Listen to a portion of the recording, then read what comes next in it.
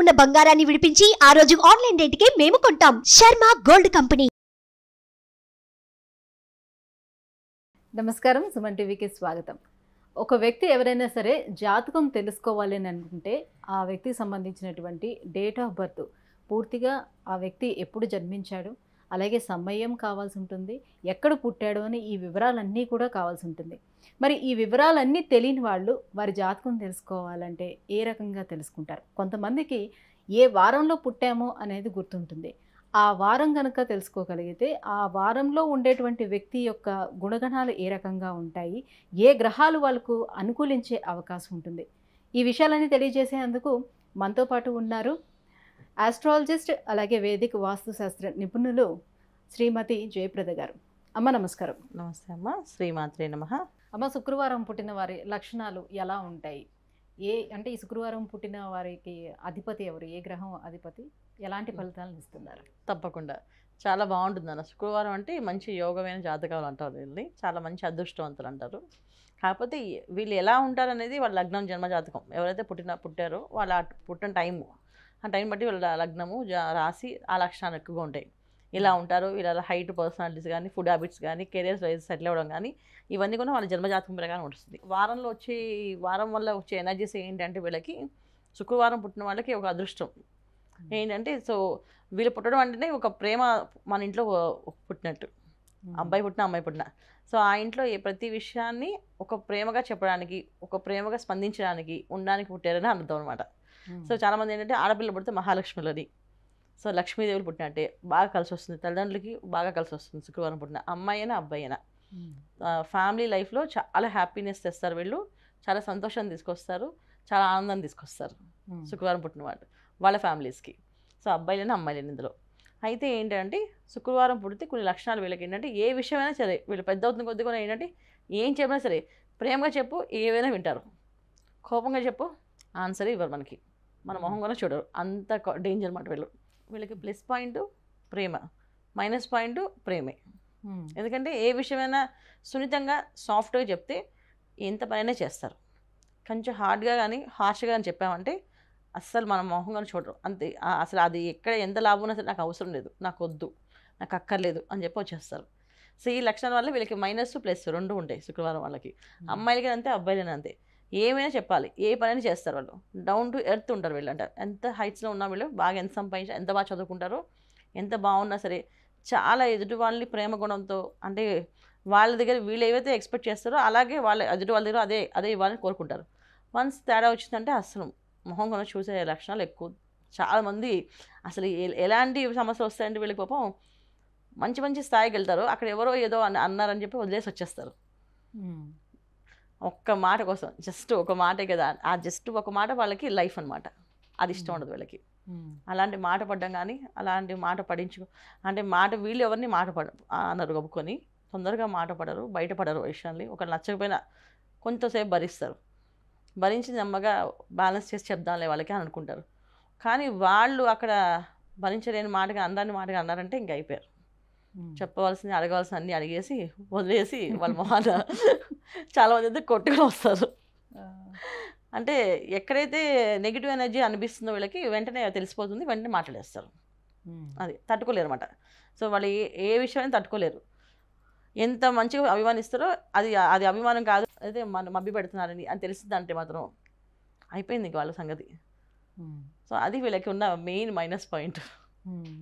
అందువల్ల తప్ప మిగతా అన్ని విషయాలు బాగుంటాయి. కాకపోతే ఏంటంటే మెయిన్ మనకు కావాల్సిన ఈ రోజుల్లో ఏంటంటే అన్నీ అలాగే ఉంటాయి. ప్రపంచం మాట మనం బతకాలి.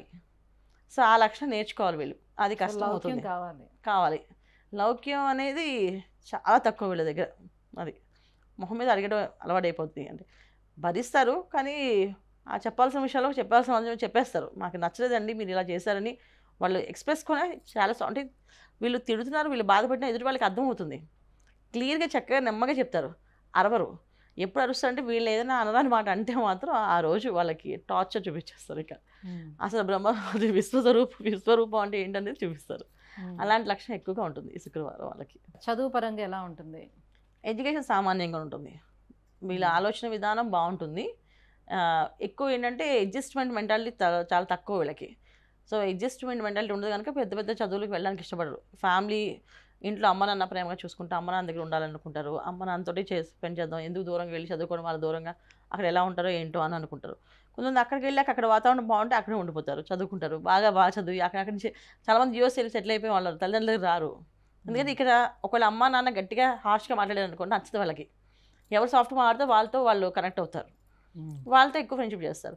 అది అక్క చెల్లెళ్ళు అవ్వచ్చు, అన్నదమ్ములు అవ్వచ్చు, స్నేహితులు అవ్వచ్చు, ఎవరైనా అవ్వచ్చు. సో వీళ్ళకి ఇక్కడ రిలేషన్షిప్ ఇంపార్టెంట్ కాదు, వీళ్ళతో కనెక్టింగ్ అనేది ఎవరెంత సాఫ్ట్గా డీల్ చేస్తున్నారు, వీళ్ళ ఆలోచన విధానాన్ని ఎలా మ్యాచ్ చేసుకుంటున్నారు అనేది ఇంపార్టెంట్ వీళ్ళకి. సో అది వీళ్ళు ఎక్కువ కనెక్ట్ అవుతుంటారు, అది శుక్రవారం పుట్టిన వాళ్ళకి. అయితే మరి ఈ ఆరోగ్యపరంగా ఎలా ఉంటుంది వీళ్ళకి? జనరల్గా ఆరోగ్య సమస్యలు ఉంటాయి, ఎందుకంటే వీళ్ళు ఎక్కువ ప్రతిదీ ఆలోచిస్తూ ఉంటారు, మనసులో బాధపడుతూ ఉంటారు. నాకు ఇలా చెప్తే బాగుండేది కదా, నాకు ఇలా చేస్తే బాగుండేది కదా, ఎందుకు వీళ్ళు చేయట్లేదు అనే ఒక ఆలోచన మనసులో ఎప్పుడూ ఒక చక్రం తిరుగుతుంటుంది. దానివల్ల ఏంటంటే హెల్త్ ఇష్యూస్ కొంచెం ఉంటాయి. చాలామందికి హార్మోన్స్ ఇన్బ్యాలెన్స్, లేడీస్కి, జెంట్స్కి అయితే ఒక రకమైన ఇబ్బందులు ఏంటంటే చెప్పుకోలేని ఇబ్బందులు ఉంటాయి వాళ్ళకి, అలాంటి సమస్యలు ఎక్కువగా ఉంటాయి. సో ఇవి కొంచెం హెల్త్ జాగ్రత్తగా చూసుకోవాలి, అది కంపల్సరీగా ఉంటుంది. కంపల్సరీ హెల్త్ ప్రాబ్లం ఉంటుందని చెప్పను, ఎందుకంటే మళ్ళీ ఇక్కడ జాతకము జన్మలగ్నం ఉంది, శుక్రవారం అంటే మాత్రం ఇలా లక్షణాలు అలా అనమాట. అయితే దీనికి శుక్రుడు అధిపతి కాబట్టి తన ప్రభావం ఏ మేరకు ఉంటుంది? భోగభాగ్యాలు ఎలా ఉంటాయి? ఎంజాయ్మెంట్స్ అనేది వీళ్ళకి ఎలా ఉంటుంది? ఖచ్చితంగా బాగుంటాయి. కంఫర్ట్స్ ఎప్పుడు కంఫర్ట్ జోన్లో ఉంటారు వీళ్ళు, కంఫర్ట్ జోన్ మిస్ అవ్వరు వీళ్ళు. అది చిన్న స్థాయి అయినా పెద్ద స్థాయి అయినా వాళ్ళ కంఫర్ట్ జోన్ ఎక్కడ మిస్ అవ్వదు, హ్యాపీగానే ఉంటారు, సంతోషంగా ఉంటారు. సంపాదించే తక్కువైనా సరే సంతోషాన్ని వెతుక్కుంటూ ప్రేమగా ఉంటారు ఇంట్లో. సో ఎక్కువ ఎప్పుడైతే వీళ్ళు ప్రేమగా ఉండడానికి ఇష్టపడతారో అది కంఫర్ట్ జోన్గా అయిపోతుంది వాళ్ళకి.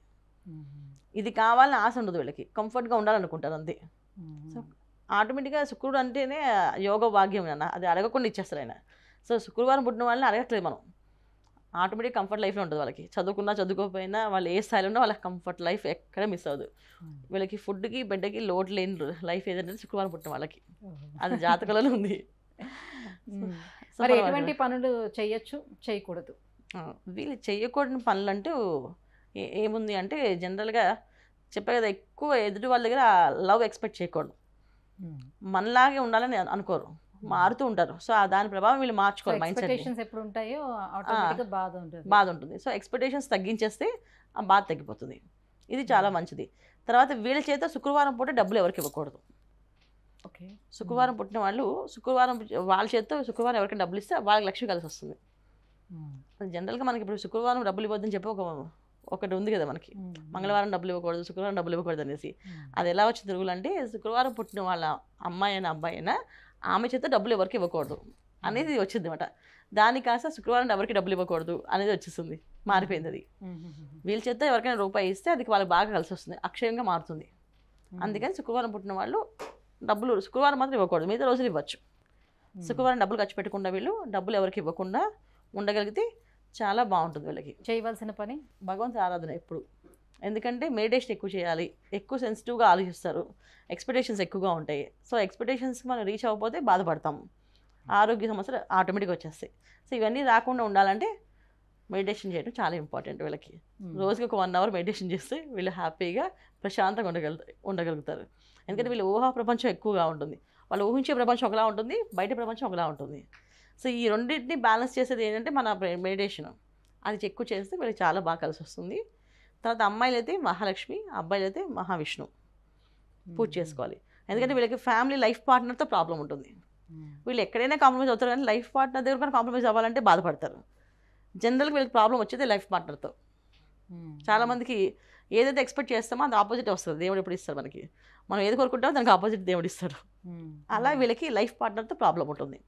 సో ఆ ప్రాబ్లం రాకుండా ఉండాలంటే విష్ణుమూర్తి సహస్రనామం, విష్ణు సహస్రనామ పారాయణ, లేకపోతే విష్ణు స్తోత్ర పారాయణలు, విష్ణు నామాన్ని, లేకపోతే విష్ణు ఆలయానికి వెళ్ళి దర్శనం చేసుకోవడం, ఇవి వీళ్ళకి చాలా ఉపయోగపడుతుంది.